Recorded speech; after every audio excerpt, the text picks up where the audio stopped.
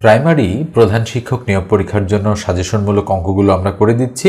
তো আবারও আরেকটা ভিডিও নিয়ে এসেছি, সবাইকে স্বাগত জানিয়ে শুরু করছি। তো চলেন আমরা সরাসরি অঙ্কে চলে যাই। 112 নম্বর যে অঙ্কটা আপনারা দেখতে পাচ্ছেন, কি বলা হচ্ছে অঙ্কটাতে, নিচের ধারার শেষ সংখ্যাটি কত হবে। অর্থাৎ এখানে মোট 4টা সংখ্যা দেওয়া রয়েছে। দেখেন 3, 9, 27, 81 বলা হচ্ছে এই গ্যাপের মধ্যে যে সংখ্যাটা সেই সংখ্যাটা কত হবে। তো 3-এর পরে 9, 9-এর পরে 27, 27-এর পরে 81। তো আমি যদি এভাবে লিখি 3, 9, 27, হচ্ছে 81 এবং এরপরেই হোয়াট চিহ্নের জায়গায় কত বসবে সেটা আমরা খুঁজে বের করব।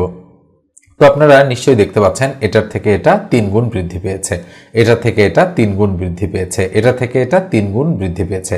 অর্থাৎ 3 তিরিখা 9, 3 নং 27, 3 27 81। তাহলে 81 আর 3 গুণ করলে যত হবে এই সংখ্যাটা তত হবে। 3 1 3 আর 3 8 কত 24, 243 হচ্ছে আমাদের পঞ্চম যে সংখ্যাটা রয়েছে সেটা। তো দেখেন খ নম্বর অপশনে আমাদের সঠিক উত্তরটা রয়েছে। 113 নম্বর অঙ্কটা দেখেন, বলা হচ্ছে a + 1 ভাগ a = 4 হলে a³ + 1 ভাগ a³ = হোয়াট। তো আমরা শুরুতে এভাবে লিখব যে দেওয়া আছে আমাদের a + 1 ভাগ a = 4, এটা কিন্তু দেয়া আছে আমাদের। তো সুতরাং মান বের করতে হবে a³ + 1 ভাগ a³ এটার। তাহলে আমরা সরাসরি এর অনুসিদ্ধান্ত প্রয়োগ করব।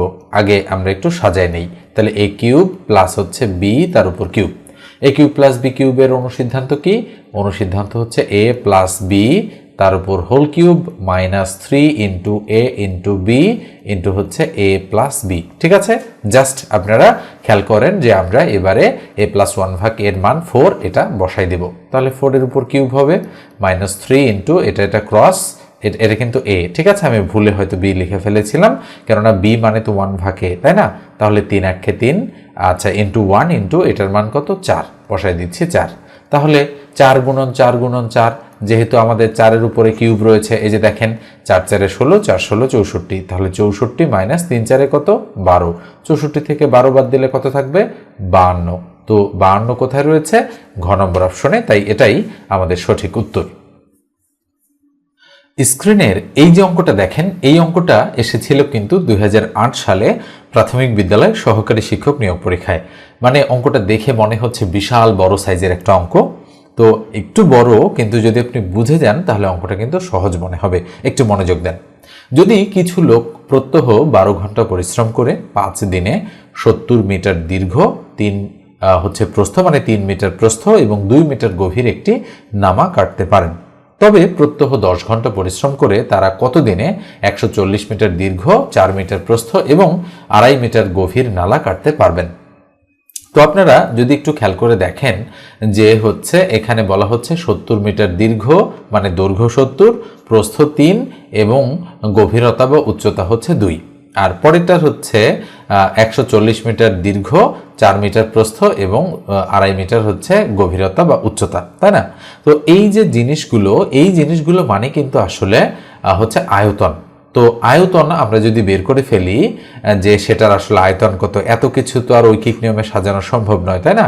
তাহলে 70, 3 আর 2, আমরা যদি এর আয়তনটা বের করি, আয়তন মানে হচ্ছে দৈর্ঘ্য গুণন প্রস্থ গুণন উচ্চতা। অর্থাৎ যেহেতু মিটার আছে আমরা ঘন মিটারে প্রকাশ করতে পারি। তাহলে আমরা এই লাইনটাকে এখান থেকে কেটে দিয়ে এটার জায়গায় আমরা কল্পনা করতে পারি, তাহলে 70 × 3 × 2, তাহলে 3 × 2 = 6, 6 7 42, তার মানে 420। অর্থাৎ আমরা বলতে পারি যদি কিছু লোক প্রত্যহ 12 ঘন্টা পরিশ্রম করে 5 দিনে 420 ঘনমিটার নামা কাটতে পারে, তার মানে এই কথাগুলো নেই, আমাদের রয়েছে এত ঘনমিটার।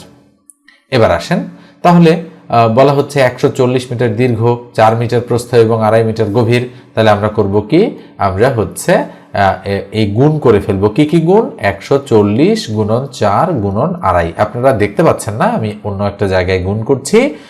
তো দেখেন, আচ্ছা আমি একটু আপনাদের বলি, হচ্ছে এখানেই দেখাই দেই। তাহলে 70 × 3 × 2 কত হয়? 3 × 2 = 6, 6 7 42, 420, যেটা আমি হচ্ছে এখান থেকে বের করলাম। আর এটা আমি এখানে দেখাই দিই 140 গুণন 4 গুণন হচ্ছে আড়াই, তাই না? তাহলে 4 আর 10, 10 দ্বারা 140কে গুণ করলে কত হবে? 1400। তাহলে 1400 ঘনমিটার। তো এটা আমি কেটে দিয়ে এখানে লিখতে পারি 1400 ঘনমিটার, ঠিক আছে? তাহলে কত লিখবো? এটা কেটে দিয়ে 1400 ঘনমিটার।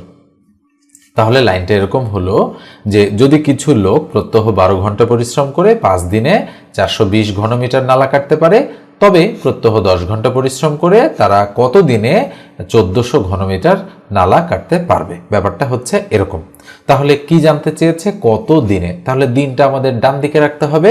তাহলে আমরা করব কি, 12 ঘন্টা বামে রাখবো, 420 বামে রাখবো, আর 5 দিন ডানে রাখবো। কিভাবে লিখবো একটু খেয়াল করেন।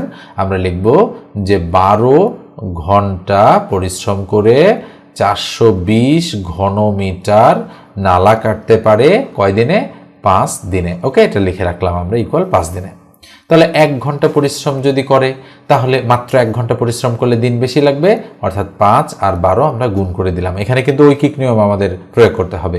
420 ঘনমিটার নালা কাটতে পারে 5 দিনে, তাহলে 1 ঘনমিটার কাটবে অনেক কম দিনে। যেহেতু কম মানেই ভাগ, তাহলে 420 নিচে চলে আসলো, ঠিক আছে?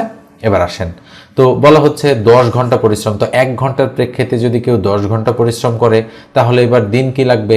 অবশ্যই আমাদের দিন বেশি লাগবে নাকি কম? বলেন তো দেখি। 1 ঘন্টার জায়গায় 10 ঘন্টা পরিশ্রম করলে অবশ্যই দিন কম লাগবে। তাহলে কম মানে ভাগ, অর্থাৎ 5 গুণন 12 উপরে, আর 420-এর মানে 10 এর নিচে চলে আসলো আর কি, ভগ্নাংশের নিচে। তাহলে 10। এবার 1 ঘনমিটার কাটে এত দিনে, তাহলে 1400 ঘনমিটার কাটবে। দিন এবার কি লাগবে? বেশি লাগবে। তো বেশি মানে গুণ 1400 উপরে। খেয়াল করে দেখেন, আমি কিন্তু বুঝে বুঝে উপর নিচে সংখ্যাগুলো দিচ্ছি। আপনাদের কিন্তু মুখস্থ দেওয়া যাবে না, বুঝে বুঝে দিতে হবে। তাহলে আমরা করব কি, এই শূন্য কেটে দিব, আবার এই শূন্য কেটে দিব। তো 14 দ্বারা 42কে কাটলে 3 14 42, 3 দ্বারা 12কে কাটলে 3 4 12। তাহলে 4 আর 5 যদি আমরা গুণ করি, 4 5 কত? 20। দেখেন তো 20 উত্তর আছে কিনা। আমরা দেখতে পাচ্ছি 20 দিনে আমাদের কিন্তু সঠিক উত্তর রয়েছে খ নম্বরে। তাই এটাই আমাদের অ্যাপ্রোপ্রিয়েট অ্যান্সার। তো অঙ্কটা করতে হয়তো একটু সময় লাগলো, কিন্তু আপনি বুঝতে পেরেছেন কিনা সেটাই হচ্ছে আসল কথা। ওকে, তো দেখেন হচ্ছে এবারে আমরা এটা মুছে দিয়ে পরের যে প্রশ্নটা সেটাতে চলে যাচ্ছি। 115 নম্বর অঙ্কটা দেখেন, 4 জন পুরুষ বা 6 জন স্ত্রীলোক একটি কাজ 20 দিনে করতে পারলে 8 জন পুরুষ ও 12 জন স্ত্রীলোক একত্রে কত দিনে কাজটি করতে পারবে? সুন্দর একটা অঙ্ক কিন্তু এটা। তো আমরা কি বলতে পারি, কি বের করতে বলেছে? একত্রে কত দিনে, মানে দিন বের করতে বলেছে। তো দেখেন 4 জন পুরুষ বা 6 জন স্ত্রীলোক বলা হচ্ছে, মাঝখানে কিন্তু বা আছে। অর্থাৎ 4 জন পুরুষ যদি কাজ করে তাহলে স্ত্রীলোকরা কাজ করবে না, আবার 6 জন স্ত্রীলোক যদি কাজ করে তাহলে 4 জন পুরুষ কিন্তু কাজ করবে না। আর পরের লাইনে বলা হচ্ছে যে 8 জন পুরুষ ও 12 জন স্ত্রীলোক, তার মানে দাঁড়াচ্ছে এরা উভয়ই কাজ করছে। তাহলে আমরা একটু বের করব যে কতজন পুরুষ মানে কতজন স্ত্রীলোক সেটা। তো আমরা এখানে বলতে পারি যে 4 জন পুরুষ ইকুয়াল টু 6 জন স্ত্রীলোক, ঠিক আছে? এটা আমরা দিয়ে দিলাম। তাহলে 1 জন পুরুষ মানে কতজন স্ত্রীলোক? 6/4 জন স্ত্রীলোক। তাহলে 3 দুগুণ 6 হচ্ছে 2 দুগুণ 4, তাহলে 3/2 জন স্ত্রীলোক, তাই না? এবার আসেন, তাহলে স্ত্রীলোককে আমরা হচ্ছে পুরুষে কনভার্ট করছি, না দুঃখিত, পুরুষকে আমরা স্ত্রীতে কনভার্ট করছি। তার মানে 1 জন পুরুষ মানে 3/2 জন স্ত্রীলোক। তাহলে 8 জন পুরুষ মানে কতজন স্ত্রীলোক? আমি যদি 8 জন পুরুষ দেই, তাহলে অবশ্যই উপরে 3 গুণন 8, তার নিচে 2, তাহলে 4 2 8, 3 4 12। তার মানে আমরা বলতে পারি 12 জন স্ত্রীলোক। তো এই জিনিসটাকে আমরা চাইলে এটা কাটাকাটি না করে একবারেই হচ্ছে এখানে দিয়ে দিতে পারি, সেটাতে কোনো সমস্যা নেই। তো আমরা বুঝে গেলাম যে আসলে 8 জন পুরুষ মানে 12 জন স্ত্রীলোক। তাহলে বলেন তো দেখি, এই 8 জন পুরুষ মানে যদি 12 জন স্ত্রীলোক হয়, তাহলে স্ত্রীলোক দিয়ে যদি আমি অঙ্কটা করি, তাহলে 12 জন স্ত্রীলোক আর 12 জন স্ত্রীলোক মোট 24 জন স্ত্রীলোক, অর্থাৎ 8 জন পুরুষ ও 12 জন স্ত্রীলোক এখানে কেটে দিয়ে আমি সরাসরি লিখতে পারি 24 জন কি স্ত্রীলোক, এই কথাটা আমি লিখতে পারি সরাসরি। তো আমরা এবারে এই অংশটা একটু মুছে দিয়ে ক্যালকুলেশনটা এখানে করার চেষ্টা করছি। তো যেহেতু আমাদের দিন বের করতে বলেছে, তাহলে আমরা লিখব যে 6 জন স্ত্রীলোক একটা কাজ করতে পারে 20 দিনে। তাহলে 6 জন স্ত্রীলোক একটা কাজ করতে পারে কত দিনে? 20 দিনে। তাহলে 1 জন পারবে কত দিনে? অবশ্যই বেশি দিন, তাহলে বেশি মানে গুণ 20 গুণন 6। তাহলে এবার 24 জন পারবে কত দিনে? তাহলে 24 জন পারবে, তার মানে 24 দ্বারা ভাগ হয়ে যাবে। তাহলে কত হবে? 4 6 24, 4 4 5 20, 5। তার মানে আমাদের সঠিক উত্তর হচ্ছে 5 দিনে। দেখেন তো আছে কিনা? এক্স্যাক্টলি আমরা দেখতে পাচ্ছি খ নম্বর অপশনে রয়েছে। তো অঙ্কগুলো কিন্তু একটু কঠিন পড়েছে আজকের এই আলোচনায়। তো আসলে সব অঙ্ক তো সহজ থাকবে না, কিছু অঙ্ক কঠিনও থাকতে পারে। ওকে, আর হচ্ছে আপনাদের কিন্তু একটু বুঝতে হয়তো কষ্ট হবে, কিন্তু তারপরেও হচ্ছে বুঝে নিতে হবে। কিন্তু প্রয়োজনে আপনি একাধিকবার এই অঙ্কগুলো হচ্ছে মানে দেখে একটু ভালো করে মনে রাখার চেষ্টা করবেন যে আমি কি বলতে চাচ্ছি। এবার আসেন আমরা পরেরটাতে যাব। এবারে দেখেন তুলনামূলক একটা সহজ অঙ্ক এসেছে আমাদের সামনে। 116 নম্বর অঙ্কে বলা হচ্ছে, উপরে দেখেন মানে ভগ্নাংশ টাইপের একটা অঙ্ক। তো আমি আগে তুলছি অঙ্কটা, 0.1 গুণন 0.03 গুণন 0.004। নিচে আমরা কি দিব? ভাগটান দিব। ভাগটান দেওয়ার পর নিচে কি থাকবে? 0.3 দিয়ে দিলাম, 0.3 গুণন 0.04, তাহলে 0.04 দিলাম, গুণন এখানে দশমিক দিলাম, 0.005 দিয়ে দিলাম। তো আমাদের এবারে দশমিকটা উঠাই দিতে হবে। তো এই দশমিক আর এই দশমিক আমরা উঠাই দেব। কেন? দশমিকের পরে 3 ঘর, দশমিকের পরে 3 ঘর, এই জন্য এই দশমিক তুলে দিব। দশমিকের পরে 2 ঘর, দশমিকের পরে 2 ঘর। সংখ্যাগুলো কি আছে সেটা দেখার বিষয় না, দশমিকের পর কতটা ঘর আছে সেটাই দেখার বিষয়। দশমিকের পর 1 ঘর, দশমিকের পর 1 ঘর, এটা আর এটা তুলে দিব। তাহলে উপরে হবে 1 গুণন 3 গুণন 4, সামনে 0 তো মূল্যহীন, আর নিচে হবে 3 গুণন 4 গুণন হচ্ছে 5। তাহলে 3 3 কাটা, 4 4 কাটা, তাহলে কত থাকবে? উপরে 1, তার নিচে 5। দেখেন তো উত্তর আছে কিনা? 1/5 আছে ঘ নম্বরে, তাই এটাই আমাদের অ্যাপ্রোপ্রিয়েট অ্যান্সার। তো এরপর যে বলি, যারা চ্যানেলে নতুন, যদি প্রয়োজন মনে করেন অবশ্যই চ্যানেলটা সাবস্ক্রাইব করে দিবেন, আর অবশ্যই একটা লাইক দিয়ে দিবেন। ওকে, তো এটা মুছে দিয়ে এবার আমরা পরেরটাতে যাচ্ছি। 117 নম্বর অঙ্কটা দেখেন, কোনো স্কুলে মোট 200 জন শিক্ষার্থীর মধ্যে 150 জন ছাত্র এবং ছাত্রীর অনুপাত কত? তো কি বের করতে বলেছে? আমাদের বের করতে বলেছে যে ছাত্র অনুপাত কি ছাত্রী, এটা কত, তাই না? তাহলে ছাত্র অনুপাত ছাত্রী কত? তাহলে মোট কতজন? 200 জন শিক্ষার্থী আছে, তার মধ্যে 150 জন ছাত্র। তাহলে মোট যদি 200 জন থাকে, তার মধ্যে ছাত্র যদি থাকে 150 জন, তাহলে আমরা বলতে পারি ছাত্র ইকুয়াল টু 150। তাহলে সুতরাং ছাত্রী কতজন? ছাত্রী হচ্ছে মোট 200 জন থেকে ছাত্র 150 জন বাদ দিলে 50 জন আমাদের ছাত্রী। তাহলে ছাত্র অনুপাত ছাত্রী চেয়েছে, তো আমরা তাহলে ছাত্র পেয়েছি 150, অনুপাত ছাত্রী পেয়েছি 50। তাহলে 0 0 কেটে দিব, তাহলে উপরে থাকবে 15 আর নিচে থাকবে 5। আমরা জানি অনুপাত মানেই ভগ্নাংশ, আর ভগ্নাংশ মানেই অনুপাত। তাহলে 3 5 15, 5 1 5, তাই না? 5 দ্বারা 15কে কেটেছি, তাহলে 3/1, এটা মানে কিন্তু 3:1। দেখেন তো আছে কিনা? এক্স্যাক্টলি খ নম্বর অপশনে আমাদের 3:1 রয়েছে। এবার আমরা পরের অঙ্কে চলে যাচ্ছি। 118 নম্বর যে অঙ্কটা রয়েছে এটা দেখেন, ক ও আসলে এখানে হবে ক ও খ, একটু টাইপিং মিস্টেক রয়েছে। ক ও খ একত্রে একটি কাজ 10 দিনে শেষ করতে পারে। খ একা কাজটি 14 দিনে শেষ করতে পারলে ক একা কাজটি কত দিনে শেষ করতে পারবে? ওকে, তো দেখেন দুইজন যেহেতু একত্রে 10 দিনে করতে পারে, তো বলেন তো দেখি দুইজন একত্রে একদিনে কতটুকু কাজ করতে পারে? অর্থাৎ 1 ভাগের মানে 10 ভাগের 1 ভাগ। এবার বলা হচ্ছে খ একা পারে 14 দিনে, তাহলে খ একা কয় দিনে পারে? একদিনে কতটুকু পারে? অবশ্যই 14 ভাগের 1 ভাগ। এবার বলা হচ্ছে ক একা কত দিনে করতে পারবে? তো দুইজনের একত্রে কাজ থেকে ক্ষয়ের কাজ বাদ দিলে আমাদের কার কাজ পাওয়া যাবে? অবশ্যই কয়ের পাওয়া যাবে একদিনের কাজ, তাই না? তো যেহেতু আমরা এই দুটো সংখ্যাকে উল্টো করে লিখেছি, ফাইনালি ক্যালকুলেশন করে যদি আবারও উল্টাই, তাহলে আমরা কয়ের কত দিন লাগে সেটা পেয়ে যাব। তাহলে 10 আর 14 আমরা লসাগু করবো। এবার 2 দ্বারা যাবে, 5 2 10, 7 2 14, তো 5 7 35, 35 2 70। তাহলে 10 দ্বারা 70কে ভাগ করলে 7, 7 1 7, মাইনাস 14 দ্বারা 70কে ভাগ করলে 5, 5 1 5। তার মানে উপরে থাকলো 2, তার নিচে হচ্ছে 70। তাহলে 2 1 2, 35 2 70, তাহলে উপরে 1, তার নিচে 35। আমি কি বলেছি?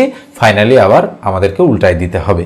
তো উপরে 1 নিচে আসলো আর 35 উপরে চলে গেল, তার মানে 35 দিনে হচ্ছে ক করতে পারে একা, তাই না?